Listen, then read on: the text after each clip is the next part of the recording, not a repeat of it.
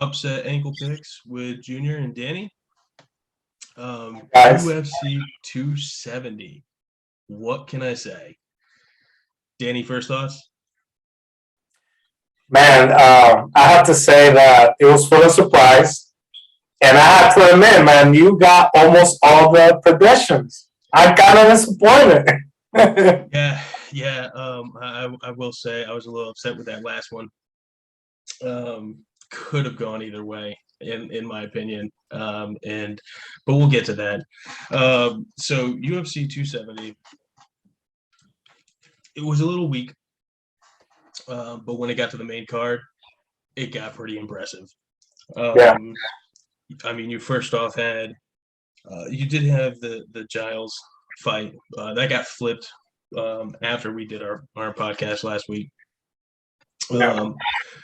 But that got added on, moved from a prelim, and I would say I would have picked Giles to win that one. So I would have lost two on that card.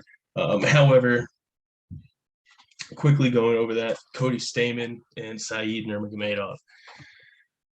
Impressive win by Saeed Nurmagomedov, I will say. 27 seconds, rear naked choke against Cody Stamann. Not how I saw it happening at all. I thought it was going to be a little bit more active on the feet.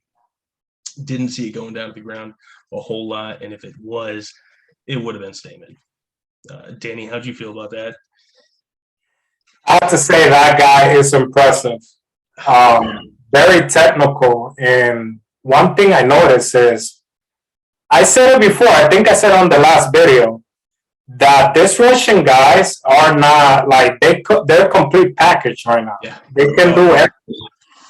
Yeah, they will mess you up, and he took him down really quickly and got the neck and choked him out.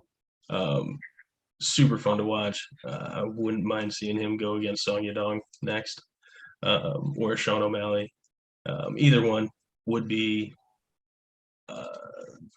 a difficult fight for me to watch. Either way, I'm a big Sugar fan. Song Yadong is a beast, but Saeed Nurmagomedov may take that entire weight class by storm. Great takedown defense, by the way, by Saeed. Like great technique.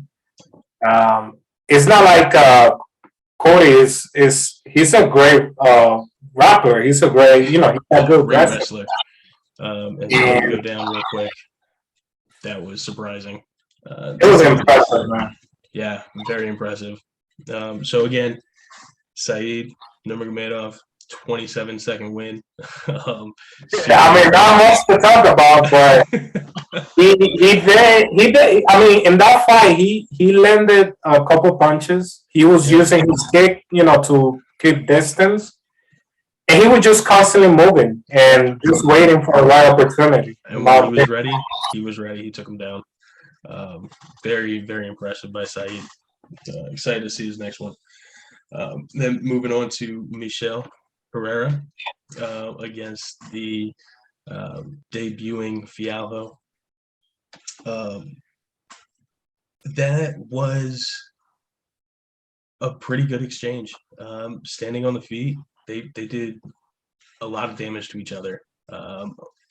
I thought Andre was going to take it in the first. He shook him a couple of times.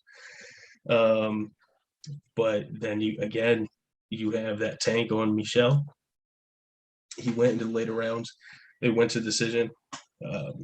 Those surprising front flip head kicks, just phenomenal. I will say, and the fact that he did multiple was just impressive. And in the later rounds, just impressive. You have to give it to his tank. His gas tank is just insane. But yeah, what are your thoughts on that one?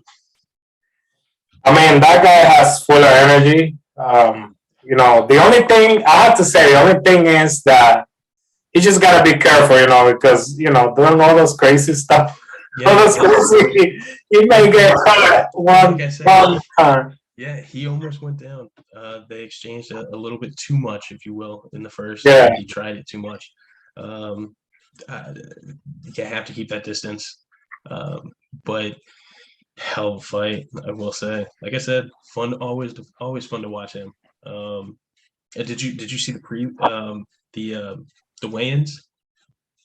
I did watch the weigh-ins. Of course, I didn't watch every fighter, but He did a backflip off of the scale, and Oh then yeah, you're talking about the Michel Pereira when he did yeah. the weigh-in.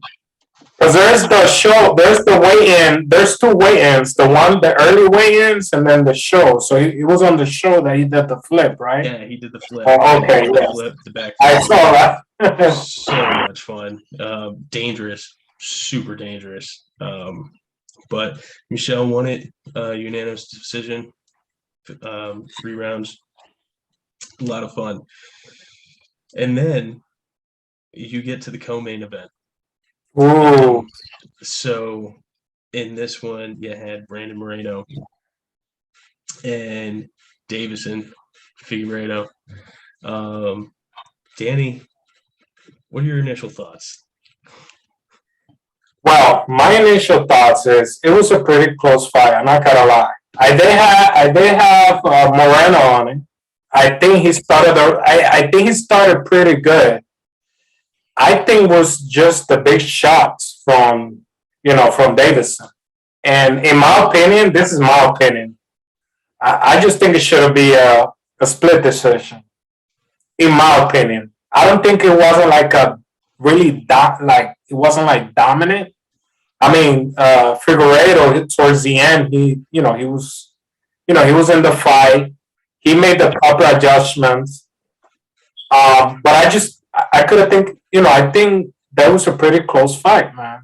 I think it should be like a split decision. This is my opinion. Hmm. I know Moreno landed a couple takedowns. He did land a couple takedowns. He also had a couple shots, and it's just incredible. The heart from Moreno. And kudos to the to Figueredo team because his cardio was perfect. It was good. He didn't got stopped. He was in the fight. He was in the fight. The deciding factor, Henry Cejudo. I told you, he just kind of critiqued him a little bit, tuned him, fine tuned him, taught him to use those legs, and he demolished him with those leg kicks. Moreno was hurting, especially in the later rounds. It was all mangled. It was welted up his lead leg. But and then I thought it was closer to a unanimous decision. Honestly, I thought. Got a unanimous decision. I mean, I thought it was a close 4-1 rounds in favor of Davison. Just I don't think Moreno was doing a whole lot.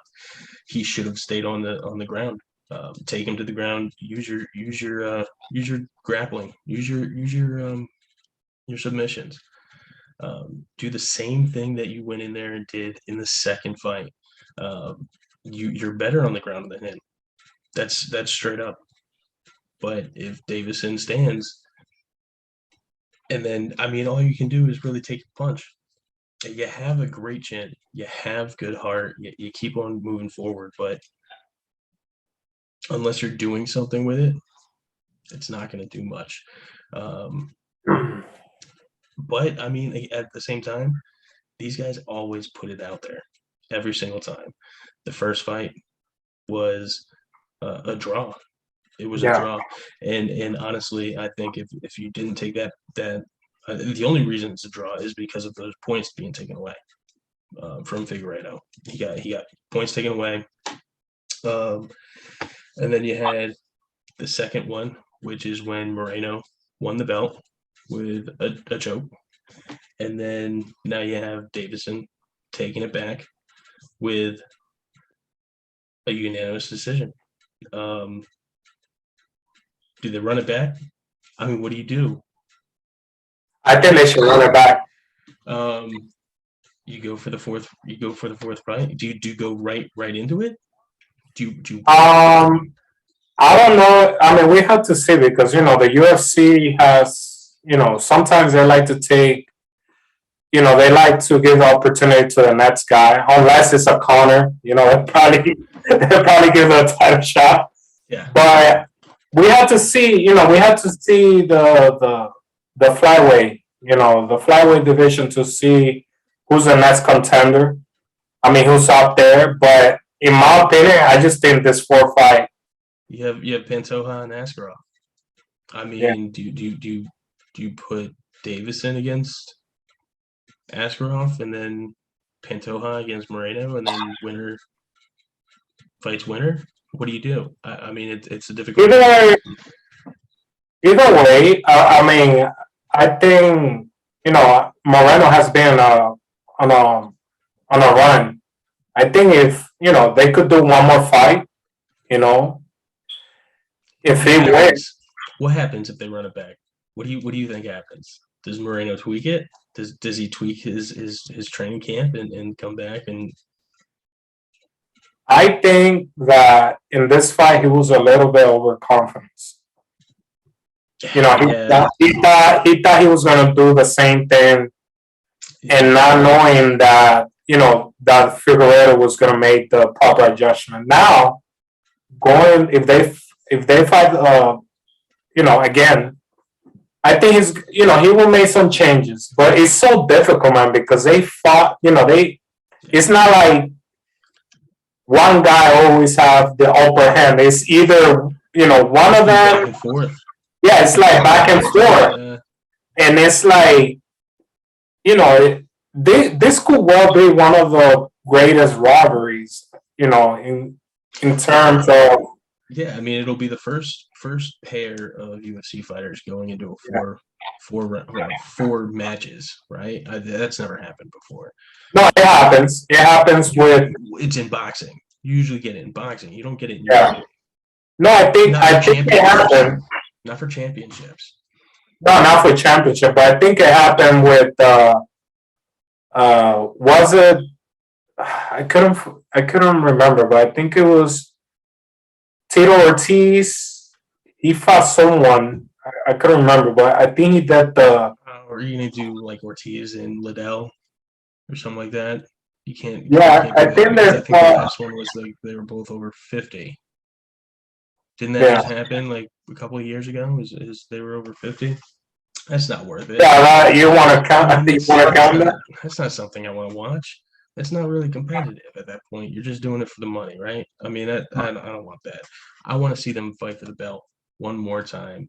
Um, I think it's a brawl. I think it's a brawl, and I think you leave it at that. Yeah, do you fight 5 times? So if they fight again, right, and then Moreno takes it back, do you fight a 5th time? That's a good question. I mean, is that something? Like, I don't see that happening, right? You can't do that. I mean, you could. It could happen, I guess.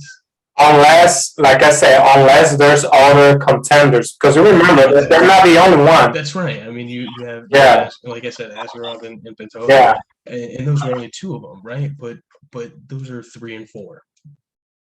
But after that, I mean, like in certain weight classes, you have a little bit of a drop off. Heavyweight, absolutely. But I mean, not really. You don't really get that in weight class. So I mean, everybody's really a contender.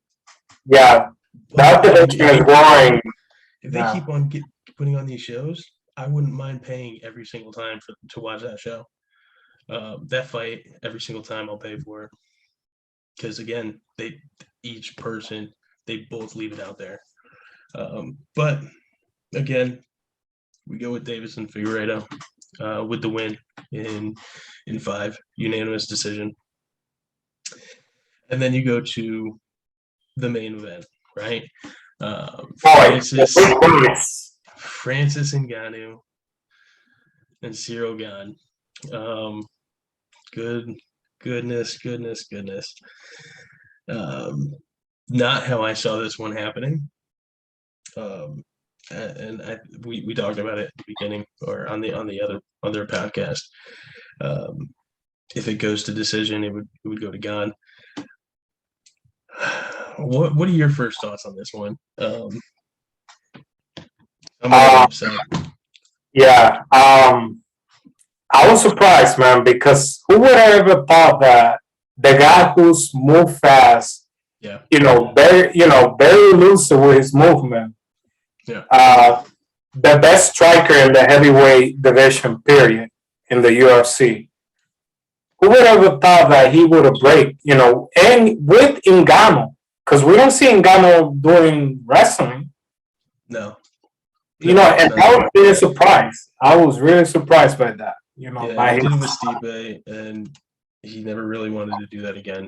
Um, he wasn't that great with Stipe on the ground, but then all of a sudden you put a test of Cyril Gane in front of him, and I'm thinking Cyril Gane is going to take him to the ground, right? You don't really want to strike with Ngannou.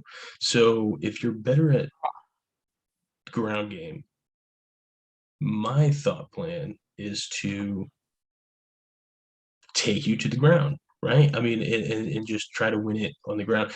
The only problem with that was, and apparently we saw this in the later rounds with Ngannou, is the ground control game is, and I think this really comes down to his size. To be honest with you, he's such a big guy, you can't really do anything against him. And I mean, Cyril's not a small guy either. no 247 pounds, I think. Yeah, but of the two, Ngannou is just a bigger guy, and you're not going to move him, right? So if he's on top of you, there's not much you can do. Cyril had the right thought with trying some submissions. I agree with that. That knee lock or knee ankle bar, whatever that was, that was dangerous, in my opinion, especially for Francis, because come to find out, he had a torn meniscus or torn MCL, and at that point, uh, it's not something I would have done. Is go in there and try to do that. But he did it, and he ended up winning. That fifth round was, to me, questionable. Because again, you really just stayed on top of him. You didn't do a whole lot. You just kept control, and that was really the deciding factor. The entire time, Cyril Gane was trying to submit you, whether it was with the Kimura or that knee bar. He was just trying to do something, which I agree with. But unanimous decision, 5 rounds goes to Ngannou. Never saw that coming. Never saw that. Never saw that. I just think, in my opinion, that I said it. We had this discussion earlier. Ngannou is getting danger, man, because he's already danger. Yeah. Right. With all these elements that he's implementing, the way he stopped the takedowns on Cain Velasquez, on Stipe, and Curtis Blade. He fought Curtis Blade twice, and Curtis Blade is a great wrestler.